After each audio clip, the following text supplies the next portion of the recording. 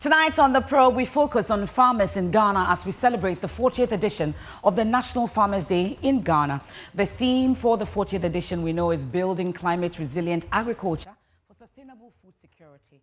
And Nana Owusu Achiao from the Setre Central District in the Ashanti region emerged the overall best national farmer for 2024, taking away 1 million cedis, and Ernestina Oseitu from the Akuapem North Municipality in the Eastern region was also adjudged the national best female farmer.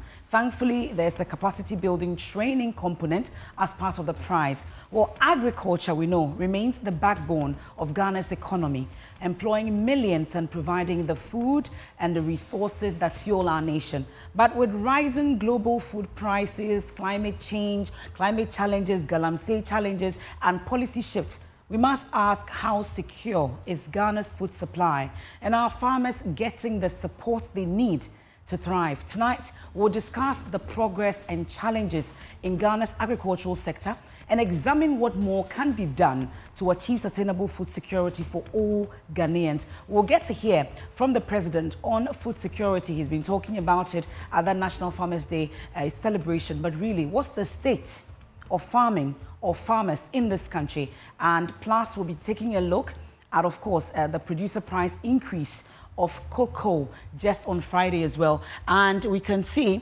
that increment is at 3.33%, and government is raising farm gate prices for the second time in 2024-2025 crop season, and that announcement was made by President Akufo-Addo. That's the situation as we speak. So this is the percentage changes in cocoa price over the years. Is quite cumbersome. You can see the mountains going up and down and up and down. I'll try to break down the data for you so we get a better understanding of the situation. And this is the source data from the Ghana Cocoa Board itself. And we're starting from 2010, that's the 2010-2011 crop season, all the way to the 2024-2025 crop season as we have it. And it started from where we are, from 44.90%, coming down to 2.50% in 2011, 2020, 2012. And then in 2012, 2013, it now came up a bit to 3.40%. Then 2013, 2014, we saw that jump in the 62.70%. Then coming down again, there was no increment in 2014, 2015. Then 2015, 2016, we saw that 21.70% increment, then 13.10%, all the way to where we are today, which is the 2024-2025. You see an A and a B for 2024-2025 because we've seen an increment in September and then an increment in November. And just last Friday, that announcement, that 100 cedi increments that was announced by President Akufo-Addo at the Farmers' Day celebration. So it was 45%. That's the jump that we saw. And then an additional 3.33% that has been added over the weekend. So these are the percentage changes in cocoa prices over the years from 2010 all the way to where we are today. Now let's look at the price per bag for Ghana cedis. The journey we've taken so far all the way to where we are when it comes to the price per bag. I'll tell you about the ton and the comparison to La Côte d'Ivoire, amongst others, what exactly the situation is. In 2008-2009 crop season, we started off 102 cedis. And then 2009-2010, it came to 138. 2010-2011, we had 200. 2011-2012, 205. And then 2012-2013, 212. It stayed that way for 2013-2014. It's still 212. And then we had 345. That's the increment we saw 2015-2016. And then we had 475, 2016-2017, another jump there. And then we saw 475. It stayed that way for the 2017-2018. So that 3 years running, we had from 2016 to 2018, it remained, in fact, all the way to 2019. It stayed at 475 per bag. And that's the situation amidst the smuggling that we've witnessed in this country, which is still a problem when it comes to cocoa. And then 2019-2020, we saw 515. That's where we came to. Then 2020-2021, 660. It stayed that same way all the way to 2022. Then in 2022, 2023, it went up to 800 cedis per bag. Then in 2023, 2024, we then came to 1,308 per bag in Ghana cedis. Then 2023, 2024, that was the period we saw a lot of agitations on the front. We heard a lot being said about our price compared to our neighbors and what it is that they are selling, which is, they say it's a fuel for that smuggling that we're seeing. Then it jumped to 2,070 for the 2023-2024 crop season. That was also increased twice, I've been telling you. So that's why you see an A and a B. Then we come fast forward to 2024 and 2025 crop season. So so that you are not confused why you see the 2025 there, even though we are not yet in 2025, it is because it is a 2024-2025 crop season. So that's why we have the 3,000, and then just last Friday at the National Farmers Day celebration, the president announced a 100 cedi increment in the price, which brought it to 3,100. Then that's the situation from 2008, how much we've been selling a bag of cocoa. That's the situation. Yeah, if we could go. So this is the comparative analysis, price per bag, when it comes to the cocoa. We're thinking a lot more on cocoa because, of course, that's our biggest cash crop in the country, aside from cashew, amongst others. But 3,100 for Ghana. I've been talking about the comparison to La Côte d'Ivoire. I told you we'll get to that. So that's where we are now. So as it stands now, the price per bag in Ghana is 3,100. In September, it was 3,000. Then an additional 100 cedi increment was announced by President Akufo-Addo last Friday, bringing it to 3,100. So we are comparing to what La Côte d'Ivoire is offering, and as it stands now, it's 3,072. So work the math and let me know what it is. 3,100, we're taking away 3,072. However you look at it, Ghana's price per bag now is higher than what pertains in La Côte d'Ivoire, because every time we're having the analysis on this, the comparison is that La Côte d'Ivoire's price is higher. Reason why people are smuggling bags of cocoa to sell in La Côte d'Ivoire. But that's how much we're selling a bag of cocoa now. That's how much we're offering when it comes to a price per bag for cocoa. And in metric tons, some will say if it is in a bag, really, what's it in metric tons? So 150,000 for 2022, 2023. That's what it was.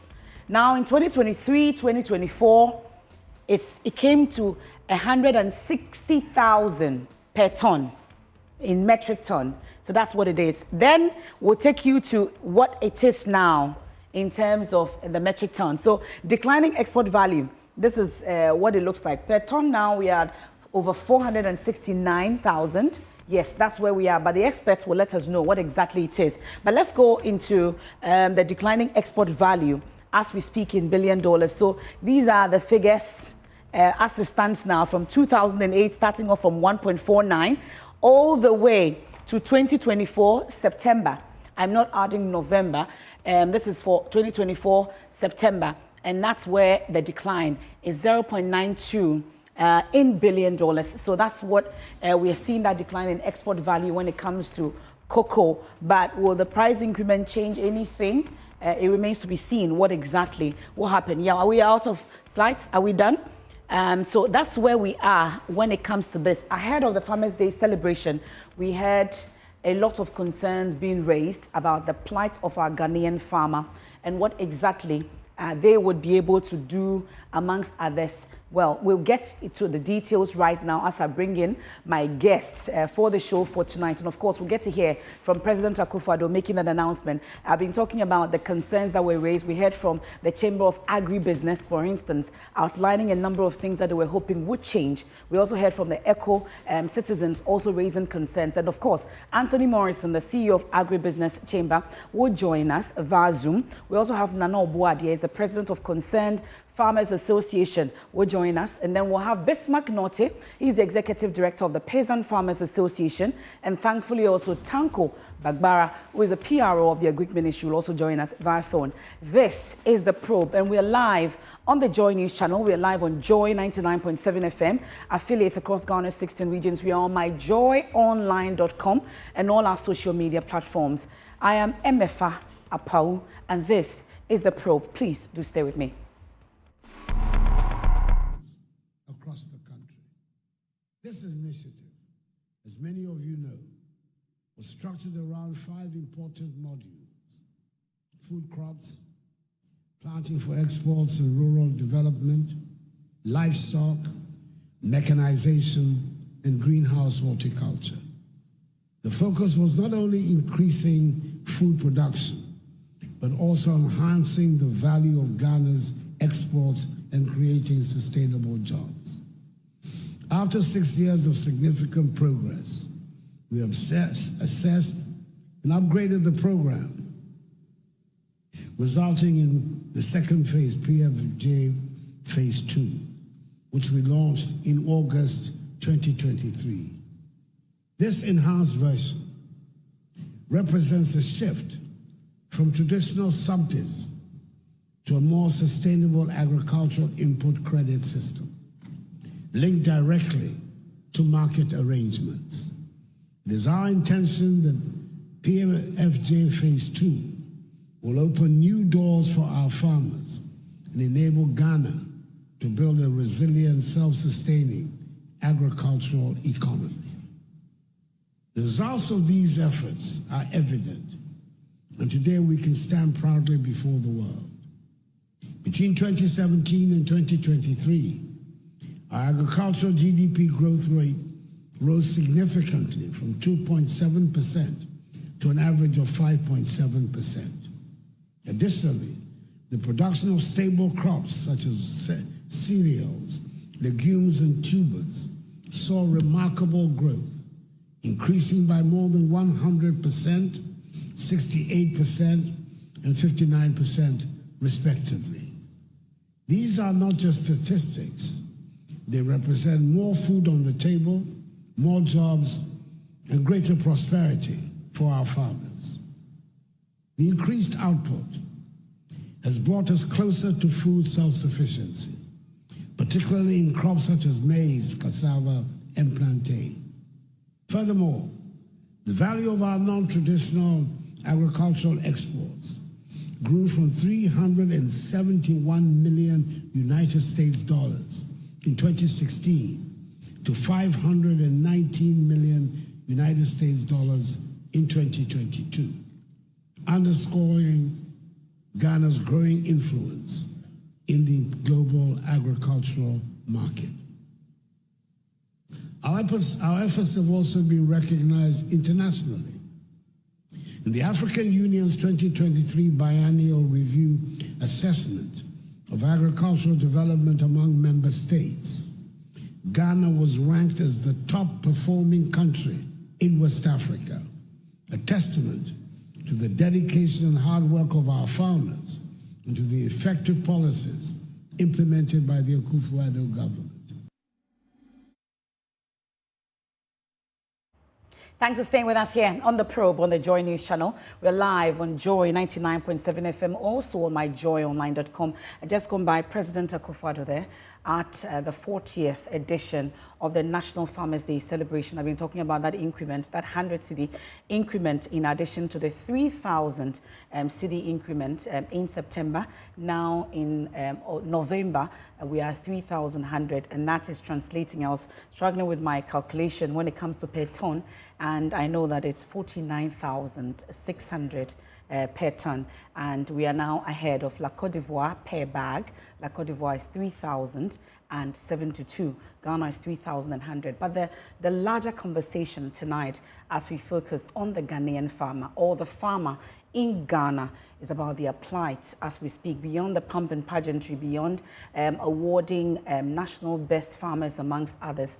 What exactly is the state of agriculture in Ghana? And we're taking a look at all these issues tonight. And the CEO of the Chamber of Agribusiness, my guest, Anthony Morrison, joins me via Zoom. We also have Nana Obuadie. He's the president of Concerned Farmers Association. Of course, Bismarck Norte is executive director of Peasant Farmers Association. And Tanko Bagbara is the PRO of the Agric Ministry. Thankfully, they've all joined us, some via phone and some via Zoom. We are grateful for your time, gentlemen. Maybe let me test the microphones for those of us who are on Zoom and be sure that all is set. Good evening. Hello, Anthony. Yeah, good evening, MFR. Super. Thank you so much for joining us tonight. Do we have Nana Obuadie joining us on Zoom? Yeah, I'm here. Great. Good to have you. But let me start off on the phone. And okay, I see Tanko Bagbara also. Tanko, good evening.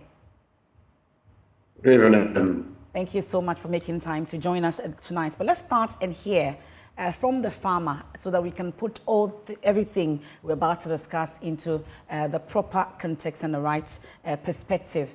So, Mr. Norte, we are grateful once again for your time here on the probe. So, as we commemorate the 40th edition of the National Farmers Day celebration, for you as a farmer and your members, at least the peasant farmers, you would say, what is the state of farming, or should I say agriculture, in Ghana as we speak? Hello, Mr. Norte. Hello, can you hear me? I can hear you loud and clear. Yeah, thank you very much for having me. And let me also stand and also extend our warmest commendations to our farmers across the country for the recent celebration of their day. When it comes to the agricultural sector and basically the state of the Ghanaian farmer now, I think that it's important to understand where we are coming from and where we are now.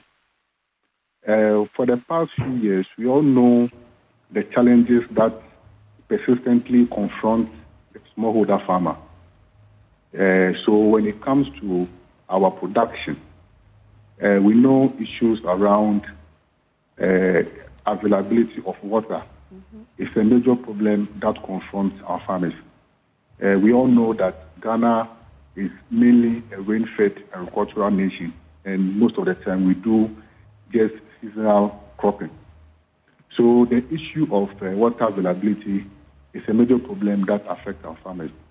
So any attempt by any government to try and solve that will solve the problem for us. Another issue that normally confronts our farmers has to do with the issue of accessing input. And here I'm speaking about fertilizer, both organic and inorganic, the numerous agrochemicals, and then the quality seeds. The access of these particular things are in different folds. So on one breath, you are looking at the quality of this particular input, and then you are looking at the pricing of this input. How affordable are they for the average farmer to buy? Then you are also looking at the other services that a farmer will require to ensure that he or she is very productive. So aside getting a land, aside having your input, you will need several services as a smallholder farmer. Case in point, tractor services to either do your plowing or harrowing, or even help you to do your harvesting. Then you are dealing with issue of sales. Here, case in point, issues of marketing, and then movement of your produce from the farm gate to either the warehouse or the market. Now, along all these value chains, indeed, before the new Patriotic Party came into power in 2016, farmers were actually grappling with all these particular challenges. Okay. And so there was a certain wave of hope when we heard of several interventions being promised by the party, that's the government, to assuage farmers from these challenges. We all know about the famous One Village, One Dam initiative by this government, which was meant to improve the production systems, where the expectation is that farmers in northern Ghana who were mostly vulnerable to climate change were going to do all year round farming instead of the one seasonal farming. Unfortunately, you and I know how that program has turned out to be, being a complete sham and a complete failure. On top of that, when it comes to the inputs that we use for our production, as at 2016, if you recall, the government of the day had a program called the Fertilizer Subsidy Program, where they subsidized fertilizers for farmers. I think at that time, the government took off the burden of about 25% of the cost of input to the farmer, where the farmers bear the cost of about 75%. Now, in 2017, with the advent of the PFG, in fact, for that particular year, government actually took half of the cost, where farmers were supposed to pay the other half after the cropping season. That particular development marked some form of renewed hope, because at that time, the prices of these inputs were quite low. Averagely, at then, I think you could get 25 kg of fertilizer for just about 32 cedis or so. Now, as I'm speaking to you now, even with the PFG, which has auto metamorphosed into the PFG 2.0, an average price for a fertilizer, a 25 kg fertilizer, is just about 400 to 500 cedis, which is way high for the average farmer to even pay. When it comes to other services such as mechanization, we haven't seen much improvement, as there are several districts where we do not have access to tractor or any other form of services. In fact, on a farmer's day, I was a bit surprised when I heard the president mention that mechanization centers have increased from, I think, 69 to 176. I was amazed because the latest data I've seen from MUFA even indicates that currently we are doing just about 89 mechanization centers, and even that, a lot of them are not operational. So I was quite surprised that the president said we are doing about 176. It would be interesting to look at the specific details and locations of these centers for our own scrutiny. On top of that, if you remember, aside farmers dealing with the issue of climate change, a major catastrophe that is threatening to make farming extinct, especially in mining areas, is the issue of illegal mining or galamsey, and how it has threatened the livelihood of several farmers across the country. Apart from the farmlands that have been taken over by these miners, our water bodies that are used for not only consumption, but also for purposes of irrigation, a lot of them have been heavily polluted. In some areas now where they used to have an irrigation facility, specifically in the western region, so they normally do 2 planting seasons because they have the facility, and they normally cultivate rice. But because of the pollution of that particular dam, they are now restricted to only planting when it rains. And this example is not only peculiar to farmers in Western region, but across the districts where mining is quite pervasive. So the advent of and the escalation of illegal mining has actually worsened and has made more farmers quite vulnerable. Now, on top of that, it's also the ineffectiveness of a lot of government policies that are put in place for smallholder farmers. If you, as I earlier mentioned, the PFJ 2.0 is supposed to be the focal agricultural policy for the government. And by extension, farmers across the country should at least be benefiting from the government. And you say you are not benefiting? Since 2020, you know, the PFJ 1 actually ended in 2022 when the sector minister decided to face his other ambitions. When the new minister came and introduced PFJ 2.0, that was last year, it actually took a whole year for the ministry to actually plan and begin the rollout of the program. Okay. What that meant is that in 2023, farmers across the country did not receive any form of support from government, be it subsidy or be it the supply of any input. However, that same year, government, the Ministry of Food and Agriculture, had an allocation of more than 2 billion Ghana cedis. So if the 2 billion Ghana cedis went to the ministry, yet there was no tangible intervention by government for farmers to benefit, then one will wonder where the monies, as in over 2 billion cedis, went. Well, let me come in at this point, Bismarck, because at least you've laid out all the challenges and the concerns that as farmers you have.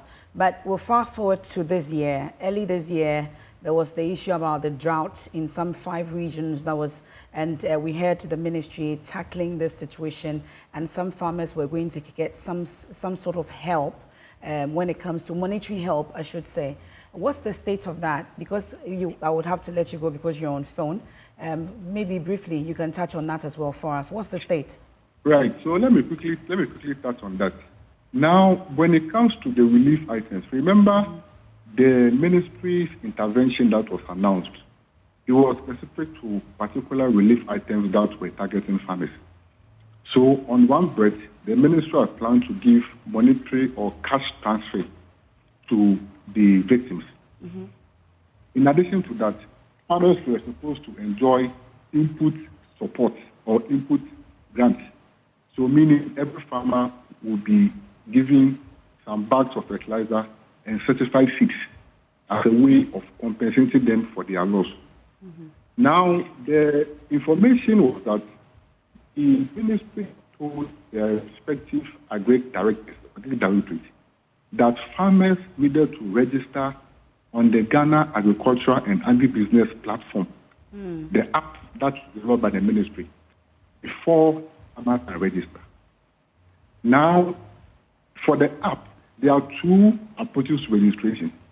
So first of all, you need to get an extension officer to register you on the app. And then afterwards, you need to go and have your farm mapped to complete the registration exercise.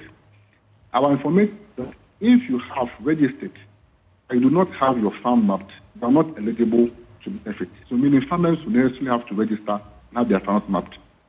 Now, the challenge with that currently is that you're having very few extension people who are supposed to register multiple farmers in a particular enumerating area. Okay. So you could have one extension officer who is supposed to register about 30 or 40,000 farmers in just his enumeration area. And it has become a major problem for a lot of the farmers. Okay. Secondly, we were told that as at October 10th, the ministry was going to start the distribution of these relief items. Mm-hmm. And as I earlier mentioned, they were in 2 folds. And then we had a new layer that as part of the beneficiaries were going to be households who were under the LEAP program. Okay. So meaning that for households who were under the LEAP program in those areas, they were going to benefit from the cash transfer. Now, mind you, the LEAP beneficiaries, one, may not necessarily be farmers.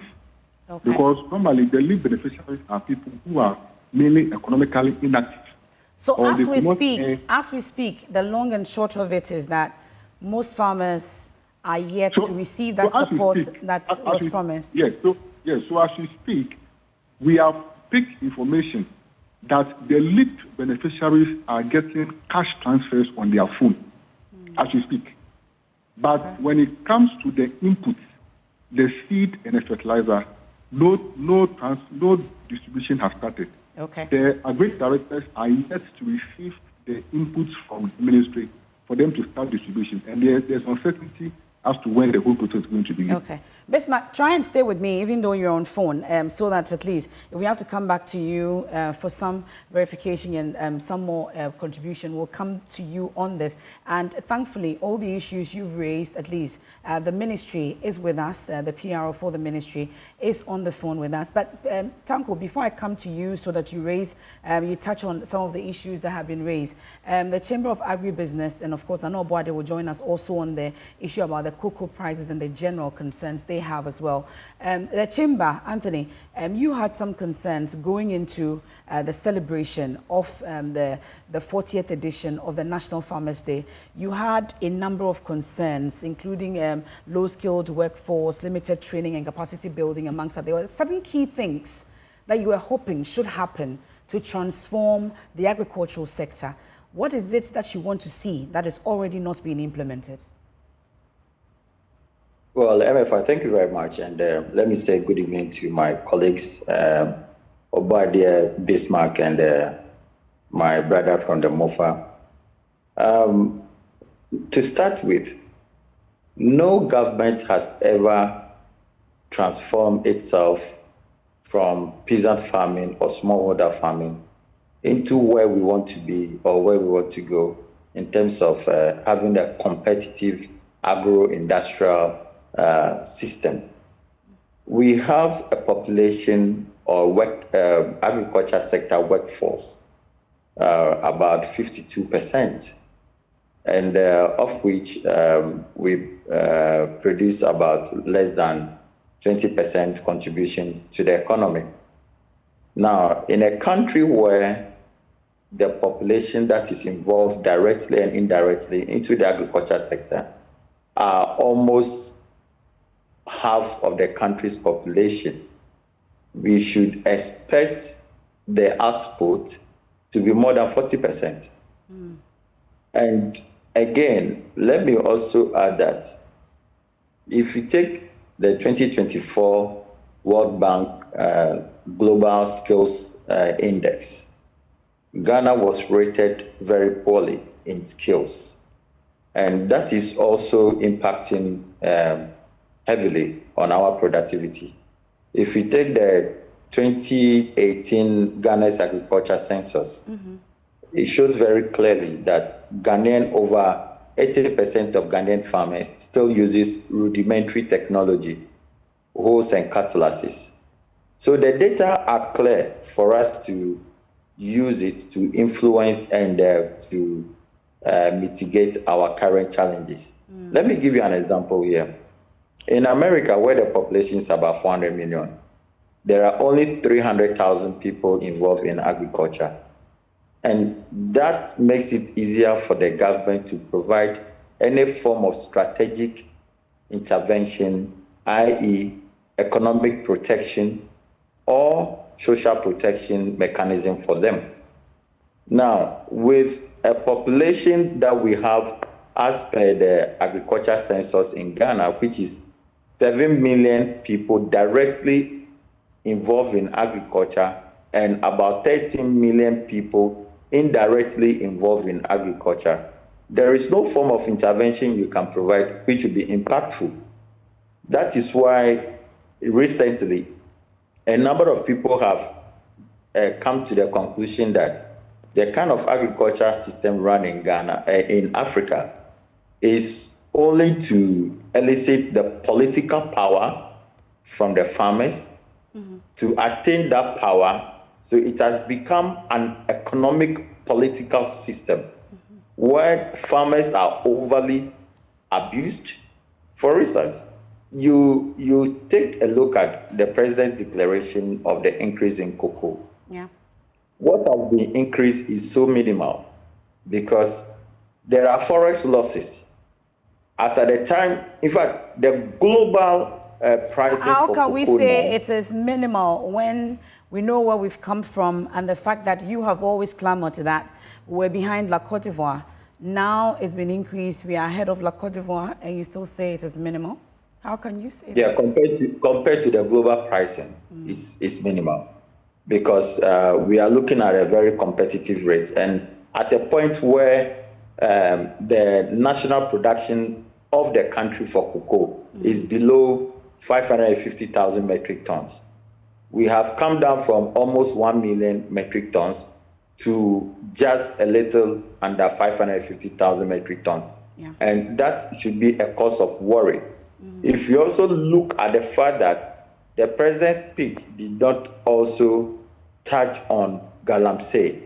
If you look at the cocoa board statement on galamsey, the cocoa sector have lost almost 200,000 hectares of cocoa lands, right? Yeah. Now, if there is nothing as important as the loss of cocoa land, one would have expected the president to at least have made mention of it. The fact that he spoke about climate change and resilience. And going into next year, that is where our challenge is going to be as a country. Okay. With European Union is coming on board with the Food of Forest Origin Law, which is now going to have impact, especially with the fact that the galamsey is releasing cyanide, mercury, and other harmful chemicals into our water bodies, and we are using them for irrigation and agriculture purposes. That is also going to affect our the state of agriculture produce, okay, whether how safe they are for consumption or otherwise. Well, now, I'll come back to you, Anthony. We'll try and then distribute the time equally, what we have left, so that we can touch on all the areas briefly. Tanko, Nana Obuadia will come in, even though Anthony ended on the cocoa note. I'm dying to hear from Nana Obuadia on how this is actually going to curb the smuggling that has been reported over the period. But let's hear initially from Tanko. Also because Bismarck and Anthony have raised issues that we need direct response from the ministry on this. So, Tanko, we are commemorating the 40th, of course. There was no parade. I'm sure these are not issues that we need really answers to. But the issue about this drought that we witnessed and the promise that was given, at least we need to get some clarity on this. Initially, we were told there was going to be some cash transfer. There were concerns that were raised, amongst others. But really, from the ministry's point of view, where exactly are we? And how come, at what point did we start introducing this app for the poor farmers or the farmers to actually go on these apps before they can get access to the help that you announced? Thank you very much, and a very good evening to Farmer Morrison, Nana Obuadia, and Mr. Bismarck. Yes, so we've come this far in the sector. We know for the agriculture sector, since we were students, one of the questions in examination will be name or list any 3 or 4 challenges of the agriculture sector. Exactly. So certainly challenges will confront us as a country. But collectively, if we put the right policies in place with private sector participation, we are able to gradually overcome these challenges. Yes, so the dry spell was yet another setback. We all recall that the sector minister had to address the nation and gave us figures, statistics to the areas that were affected. 8 were affected, 8 regions, and also it came later to also announce some measures that government was putting in place. Yes, so the agriculture sector is currently operating with an app which we call the Ghana Agriculture and Agribusiness Platform.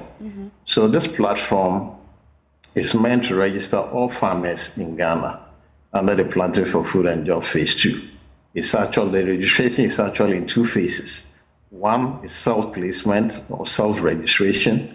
You have your Ghana card, you enter your biodata, your location of the farm size, and then the second phase is under the assignment of the extension officers or the district directors of agriculture, where they need to be on your farm and be able to map up the polygon maps of your farm, and then they upload onto the system. And then through there, you can actually request for the inputs that you want. So if, for instance, you are doing 10 acres of maize, our technical officers are able to calculate the quantity but do you have enough extension officers to handle all the farmers in terms of that mapping? Because it does appear that it's only extension officers that can do that mapping for these farmers to go on the app. Yes, I would say we do not have enough, but if you check on the GAP system, which is the GAP platform, you see that we have about over 2,270 something agri extension officers. Certainly that will not be enough, but we have private sector actors. Okay. And if you look in the chain, we have people we call aggregators. These are people that are assigned to farmers, as it were, to provide these services.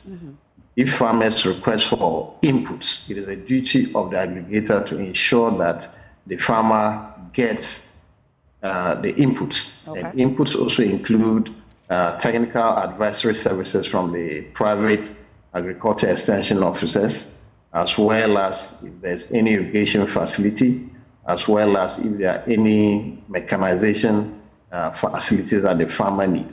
So you request on the app, and then the aggregator who is assigned to the farmer goes to provide these services. Okay. Now, with the GAP, which is the PFJ 2.0, it is only after harvesting that you pay for the services rendered. So we say it's input credit system. We came out with this app to ensure transparency, to ensure that all resources given to the ministry acting on behalf of government, should be able to account for every input that is made available to the farmer. Okay, but at this rate though, Tanko, are you able to give us updates as to how many farmers you've been able to give that support that you promised as a result of the dry spell? And how soon will you be able to cover all farmers, whether they are on the app or not? Yeah, so with the dry spell distribution of inputs, the information I gathered before this meeting is that most of these inputs have been moved and some are on their way to the regional capitals, because this is going to be handled by the regional directors of agriculture as well as the district directors of agriculture. With the cash transfers, actually, the ministry is working on modalities through the LEAP program so that these cash support will be given to farmers. And like I said, it's just to promote transparency. So we are urging all farmers who were affected under this dry spell to get themselves registered on the Ghana Agriculture and Agribusiness platform, without which they will not be able to benefit. We do not want to give out inputs to farmers that we cannot account for. So for the purpose of transparency, all farmers need to get on board. The AEAs, and for that matter, the district departments of agriculture have the necessary capacity as we speak to be able to onboard any farmer who wants to get onto the system. Okay, but now, give me clarity. Let's get some clarity also on this. How many mechanization centers do we have as we speak? Well, offhand, I won't be able to mention, but I recall Mr. Bismarck did mention a number as stated by the president that include private sector mechanization centers, apart from what government has been able to establish. And under the PFJ 2.0 is one of the priority areas that government is going to give serious attention to, to ensure that our farming communities do have nearby mechanization centers where they can hire the services of these machines. So from what you've talked about when it comes to the PFJ 2.0, it does appear that we've been told that it holds such a magic wand to be able to resolve all the issues that we have in terms of giving us food security. Are we really on course when it comes to that? Yes, I would say we are on course because after the review, we identify that as a country we do have a challenge when it comes to a lot of our staples.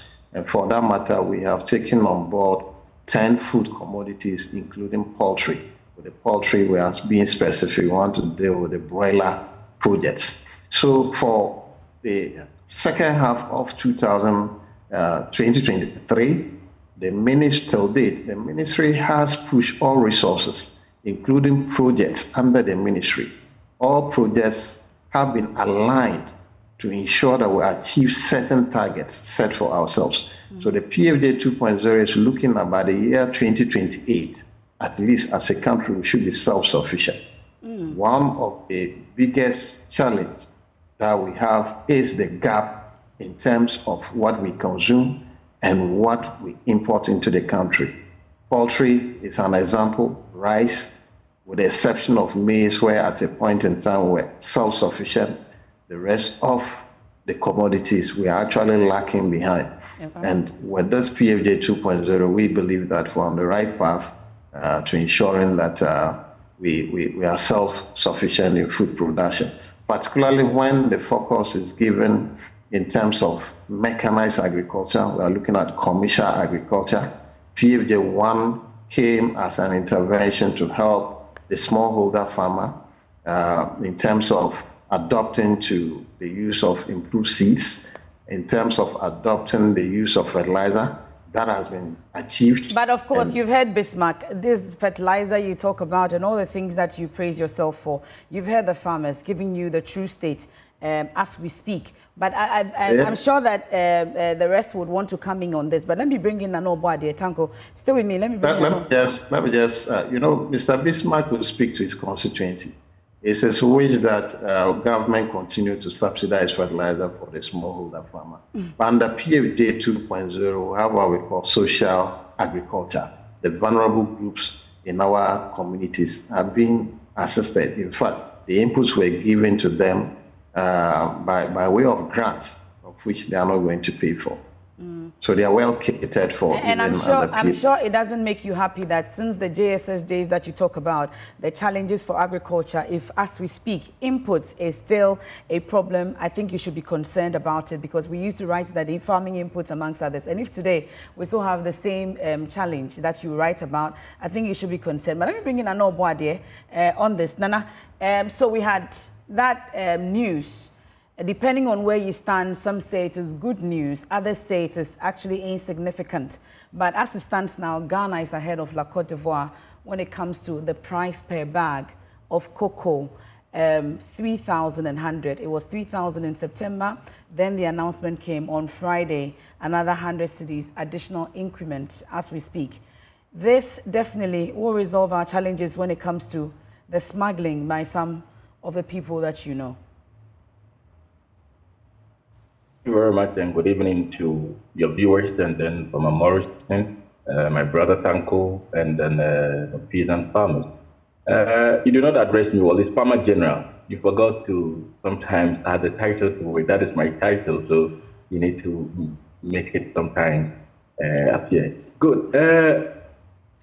Cocoa smuggling has reduced, and it is coming down a little bit due to our interventions that we put in place with this identification of community challenges going around across the cocoa growing areas and borders around to engage these farmers and then talking to them about the dangers that maybe they will be facing to that. And then also the kind of people that they can also sell their produce, or let's say the cocoa, for them. So now they know the kind of people that they have to sell. It is not the farmer that smuggles the cocoa. When people say that farmers smuggle cocoa, farmers don't smuggle cocoa. It is business cartels or political farmers.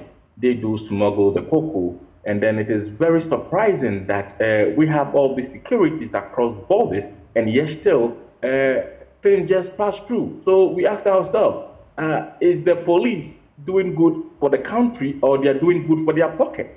That is one thing. And then also, with the increment that came, will also help in a way for some of the farmers that made up their mind to sell their cocoa to other people just to make a lot of money, will also be okay, because at the end of the day, we'll be selling it to Cote d'Ivoire, we'll be selling it to Togo, and now ours is more than them. Why should you send it there? Or why should you sell it to somebody that will be smuggling it? You don't have to do that. You have to just sell it within the country, so that at the end of the day, Ghana will be making money. We all know that cocoa is the heart of the country. It is the backbone of our economy.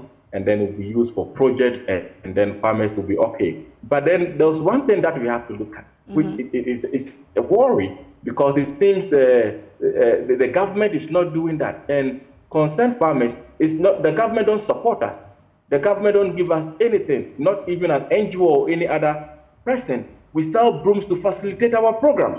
And I'm telling you, 350,000 Ghana cedi is gone, all because of education that we are doing. And it is not easy. Cocoa, as I'm talking to you now, we get into the smuggling aspect, but then what we have to look at is the galamsey. Okay. Because now, I am so surprised that the police are now looking for faces. Our police. It is very sad that I don't think we even have police in this country. The police favor some people, the police don't favor other people. Why do you watch people destroying our environment? Mr. Dampare, why do you watch people destroying our forest? Are they bigger than you? You swear allegiance that you protect lives and property. And what is happening? When we get there, you've heard the government talk about the measures put in place to be able to stop it. For you, it's not enough, is it? What measures? It's not true. There's no measures. There's no measures. They are behaving like Captain Zero. They should watch Captain Planet. Destruction of our environment. It is very dangerous. And it is evil. It is ungodly. Why should you do that? Why should you do that? Because now that the cocoa, the price has increased, I'm telling you that the galamsey are also going to increase their prices for the cocoa land. And some of them will be giving out their lands for them. So what we have to do now is to make sure that we enforce the law very well. Nobody is above the law of this country, not even the president.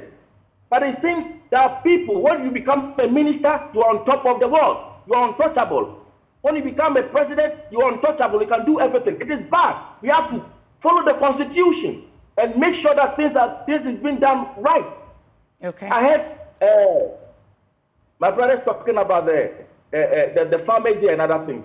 You know, all these things that they talk about, the Farmers Day here and there, this and that, it is fake Farmers Day that was being celebrated recently. Why do you say that? How can you say that? How can you say that? I am saying it on authority because, one, what MOFA is doing, it is against the laws of this country. Because, one, MOFA, you really know that you have an FBO who is supposed to be dealing with the farmers, and you, the MOFA, you are supposed to deal with the FBO. Why is it that MOFA is dealing with individual farmers? It is not their job. MOFA is not to do business. We have the Ghana National Association of Farmers and Fishermen. They are the apex body of all farmers and fishermen in this country. Tanko, like is that what is happening? Tanko, is that what is happening? Is MOFA dealing? Let me just bring in Tanko on this. We're really out of time. Tanko, briefly, some concerns have been raised as to why MOFA is dealing directly with farmers. Is that what is happening? Yeah, it's unfortunate that Nana Bodia is speaking this way. Doesn't mean that all of us at the Ministry of Food and Agri, from the security man to the minister, we don't think right. I've heard him make this statement on several platforms, and I think it is wrong. It is wrong. Why will you say Farmers Day is a scam? Why will you say Farmers Day is fake? Nana Bodia says he's a spokesperson for the Awards Winners Association, and that they didn't know about Farmers Day. The president of the Award Winners Association was on our program, the Agriculture Forum. He spoke. He even welcomed the farmers, the award winners, to the program. On Friday, he addressed the entire nation. Right before the press, His Excellency the President. Tanko, I'm finding out that directly. He posed on that tangent. I made, you know, I came in on that, but I want to find out if indeed it is the case that you're dealing directly with farmers. Like you mentioned, what has government to do with business? Government doesn't do business. Okay. We are a policy-making institution, and we make policy and partner with private sector to implement. Unless, of course, you want to mention names of farmers that the ministry dealt with directly. Okay. Tanko, let me give you a final... Board, they want to position himself to benefit from government policy. He should avail himself We have several projects. I don't want this to be personal. We are focusing on the farmer. So finally, Anthony, I have just 1 minute. Let me give you the final word on this, and let's wrap up. It's in the interest of the agricultural sector, not individuals. Nobody, I'm out of time. Anthony, Mr. Morrison, coming on this, please. So I think that I've listened to Tanko, Bismarck, and Anabode. I think it's time for Ghana to change the narrative. We are listening to Tanko saying we are practicing, or there is something being done called social agriculture. If you are running social agriculture system, it requires that you run a productive system along with what we call the cooperative system and also food security, while you are advancing the economy along the economic productivity sectors. Okay. This social agriculture is done in developed countries where they have transformed the agriculture sector. You understand? Okay. So as a country, we cannot be seeking to advance social agriculture when our productivity is so low. Okay. For instance, I made him say that, I heard him said we were sufficient in maize. Our national...